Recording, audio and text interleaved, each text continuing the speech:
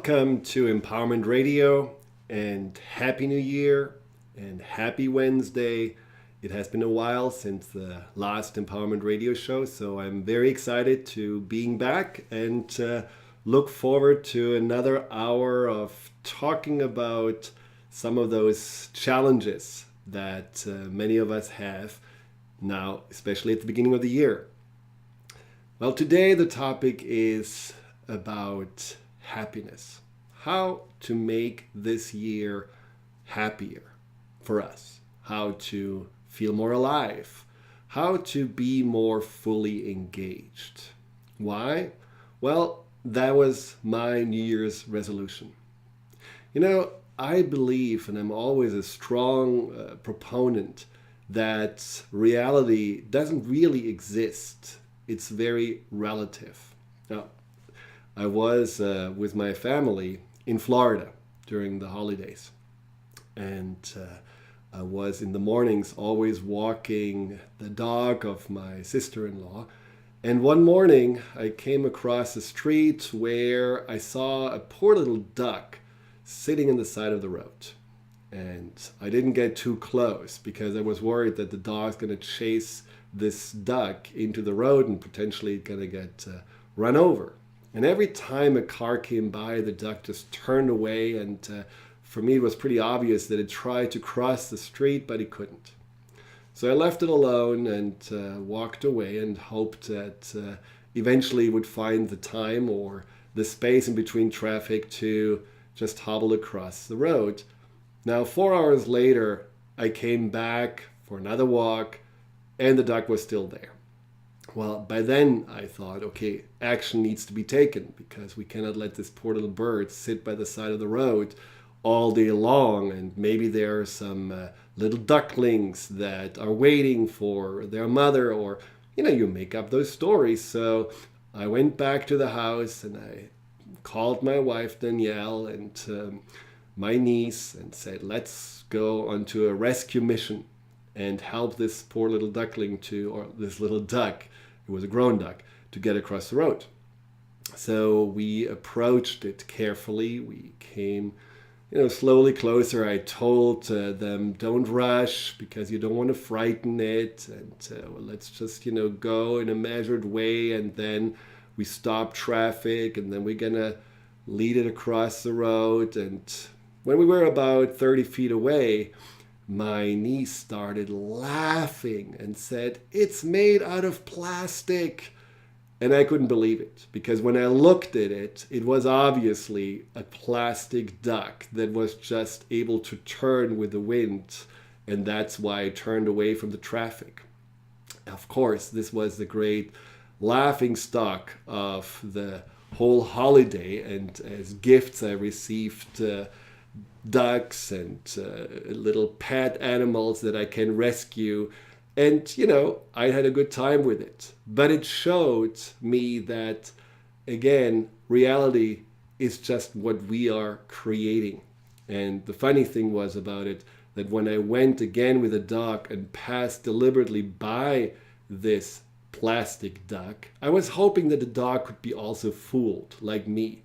But the dog totally ignored it. The dog knew exactly that this was out of plastic because it used all its senses to notice that this is not an animal. This is just a little creature made out of chemicals. So what it reminded me of was that 2016 was, for me, a relatively short year, maybe the shortest ever. And I was wondering why. It had 365 days, 12 months. So what was different in this year? And what I really realized for myself was that even though it was a really good year, a lot of great things happened, a lot of goals were reached, a lot of accomplishments were made, but something was missing. And I believe what was missing is exactly that, what I want to address with my 5 ways or my 5 New Year's resolutions that I want to share with you today. Now, we all do make New Year's resolutions, right? At least most of us try, whether it's about losing weight or going more often to the gym or maybe just spending less money and saving more. But most people are dropping their New Year's resolutions within a short amount of time, usually within 2 or 3 months. Why? Well, is it really that they were just not important enough? Or is it maybe that the energy around those New Year's resolutions is somehow not very motivating? Because most New Year's resolutions are about the shoulds. I should be thinner. I have to be more fit. I should have more for my retirement. So it's ultimately just one other item on the to-do list. And it's not necessarily something that brings you immediate joy or a sense of purpose. And so since our lives are already super busy and usually cram-packed with obligations, those New Year's resolutions, which are often about what we think we should change about ourselves, just fall off.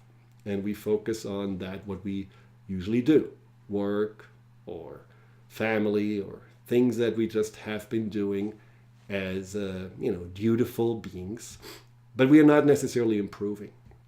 So my New Year's resolution was a New Year's resolution that was more about making this year, 2017, longer, making it more a year where I feel happier, where I feel more alive, where I feel more engaged. Because relative, or as I said, reality is relative. And what I found is that what was missing in this good year, the 2016 years, where on surface everything seemed to have been, just perfectly fine or actually quite successful. What was missing was that feeling of being present. What was missing was that feeling of being in it every day. It was more a year where I felt I was going through the motions, was going from one goal to the next, was going from one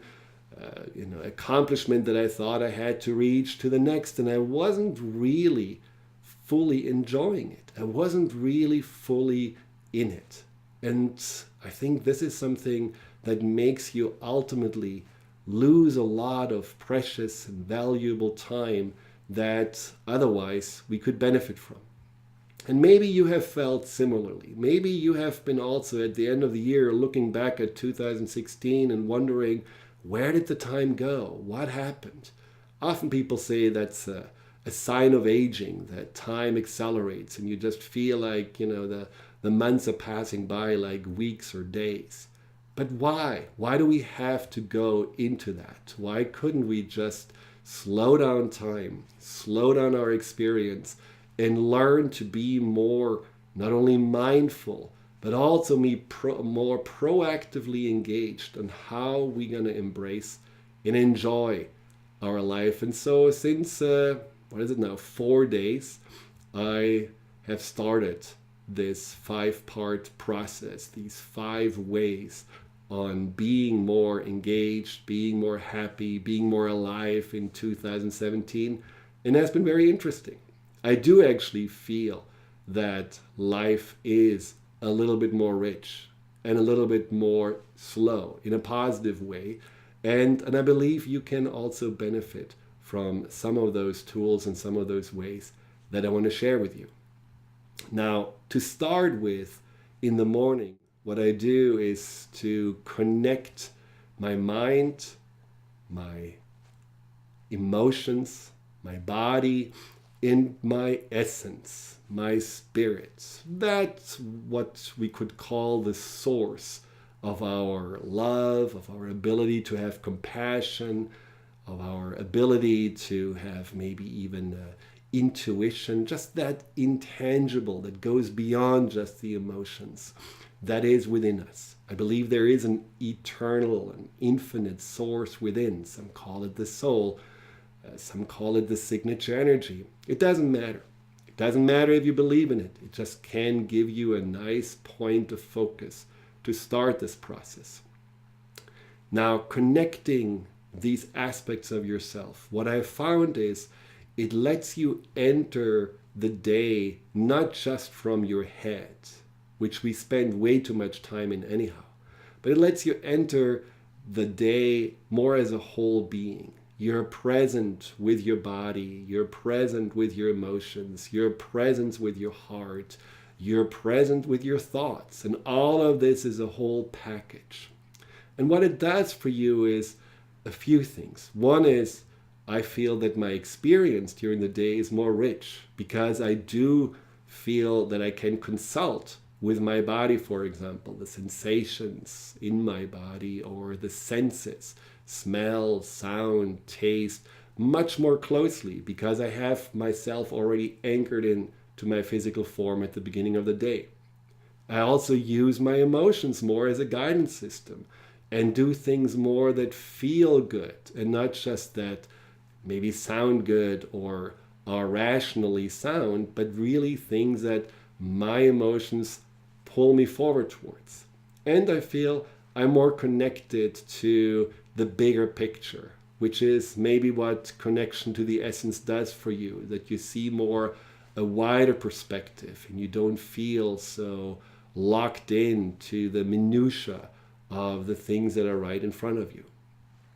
I will, at the end of our show today, guide you through a little process that can also help you to connect all those aspects together and really enter the day in that more whole and complete way. And from that place, you can then also make different decisions because everything else we talk about will build upon that connection of mind, body, emotion, and spirit. So when we come back, we'll talk about these other ways and other tools to be happier, more alive, and more fulfilled in 2017. So stay tuned. We'll be right back.